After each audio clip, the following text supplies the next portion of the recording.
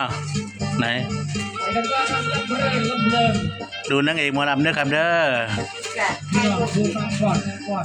อ๋อทิกตอกกันแล้วเจ๊เจ๊เฮ้วเฮ้วเฮ้ว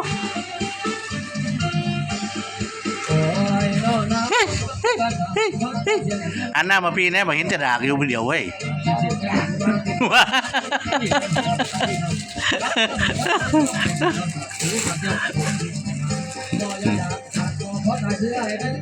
เฮ็ดมวนๆขึ้นมาเมื่อนั้นน่ะนะล่ะโอ้คนเบิ่งเป็นพันน่ะเฮ้ยเฮ้ยเฮ้ยเฮ้ยโอ้โหสุดยอดทั้งเอวทั้งมือเอาดีนะไม่มีใครป้อนข้าวอีกเนี่ยไม่งั้นมือไม่ว่างเลยอะ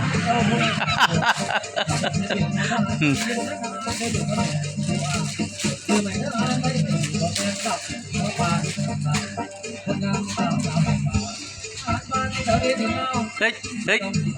เฮ้ยเอาเร็วเฮ้ยเอาแบบงามๆมายกมือทั้งสองอันนะยกมือสองอันเลยเฮ้ยโอ้ยมือก็ไม่ว่างเนาะโอ้ยห่างเอ้ยเฮ้ยเฮ้ยเฮ้ยเฮ้ยเดี๋ยวไอ้ลูกสาวเอ้ยเดี๋ยวดูแม่มึงนะว่าแม่มันเหมือนหนูไหมเนี่ย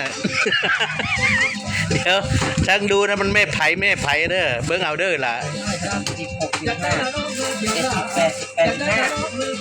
เฮ้ยเฮ้ยเฮ้ยเฮ้ยมันลงขวางยังมันตื้อจะได้ทายนาทีเดียวจะได้อ่ะเอา85 ทอน15 บาทเอาจะได้